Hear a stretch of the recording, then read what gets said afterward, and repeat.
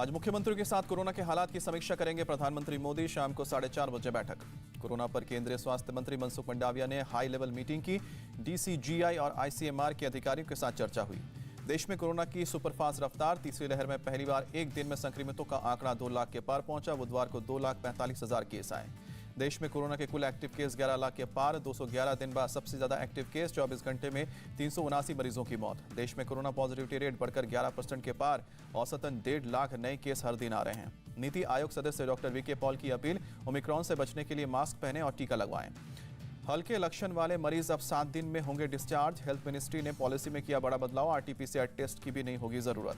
पूरी दुनिया में कोरोना के ओमिक्रॉन वेरिएंट से संक्रमित 115 लोगों की अब तक गई है मौत।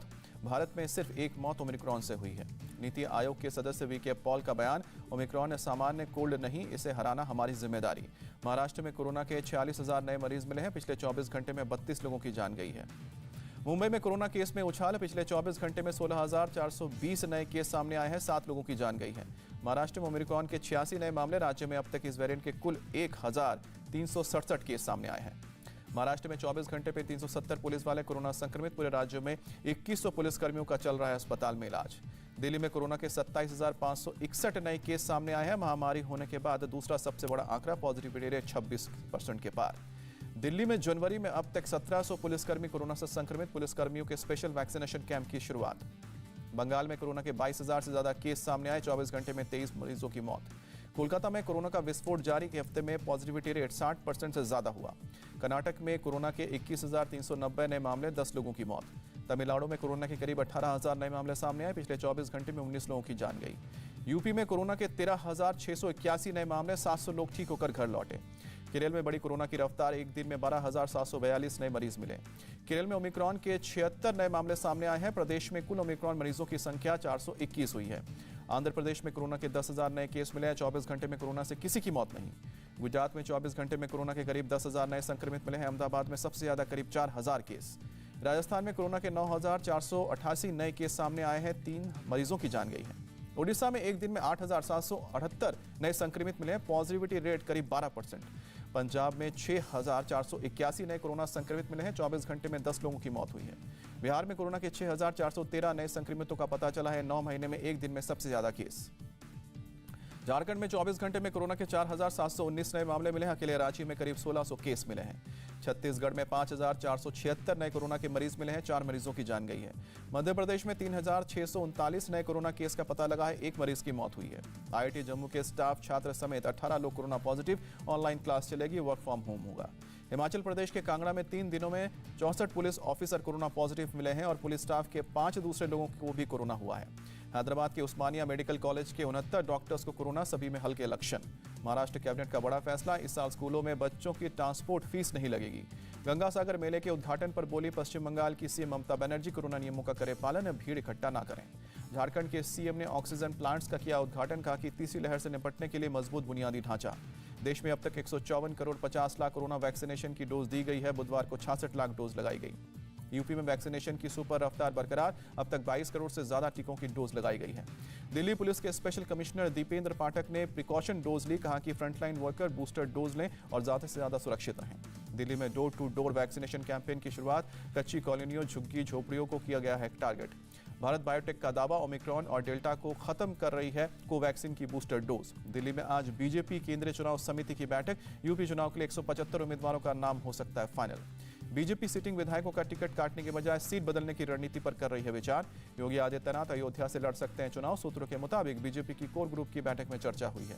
पार्टी नेताओं की राय, अयोध्या हिंदुत्व और विकास दोनों का मॉडल। योगी के लड़ने पर पूरे देश में जाएगा बड़ा संदेश। निषाद पार्टी के नेता संजय निषाद और उनके बेटे प्रवीण निषाद बीजेपी ऑफिस पहुंचे। सीट शेयरिंग को लेकर अमित शाह से मुलाकात हुई।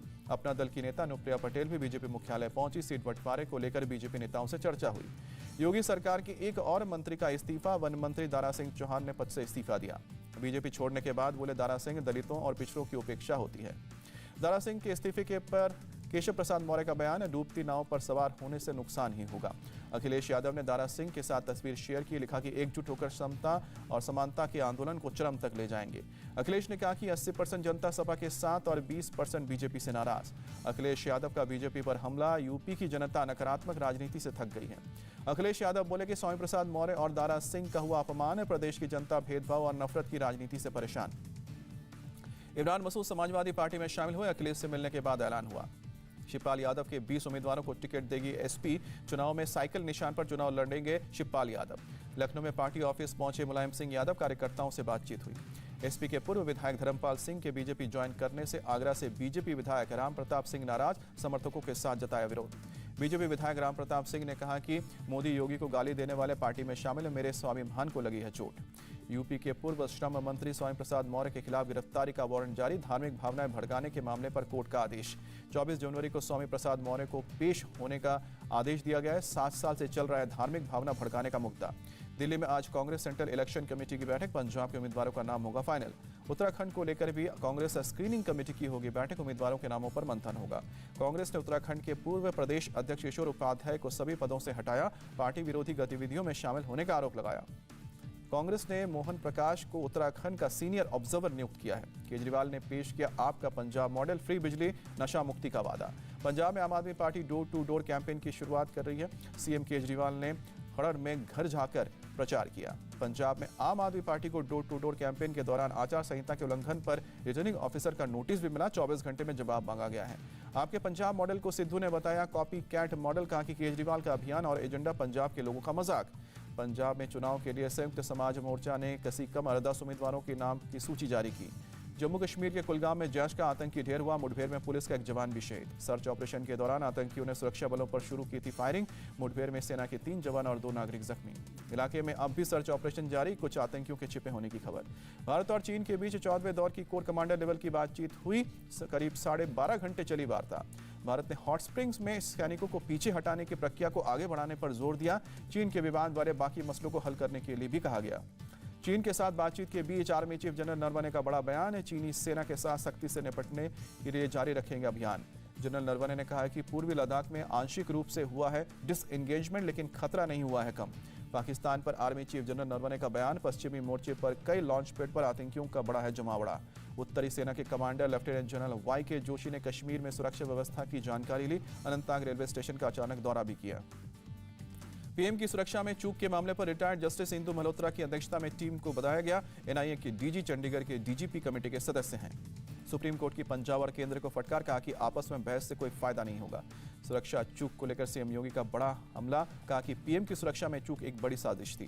ड्रग्स केस में अकाली नेता विक्रम मजीठिया ने एसआईटी से सामने पेश हुए, पूछताछ हुई। मजीठिया ने एसआईटी से सिद्धू, चन्नी, रंधावा के बयान पर भी विचार करने की अपील की। देश में मुद्रास्फीति की दर बढ़कर 5.5% के पार, खाने पीने की वस्तुओं के दाम बढ़ने से बढ़ी है मुद्रास्फीति। नवंबर में औद्योगिक उत्पादन 1.4% बढ़ा है, सरकार ने जारी किया आंकड़े। मुरादाबाद में दुकानदार की गोली मारकर हत्या, सीसीटीवी में कैद हुई मर्डर की घटना।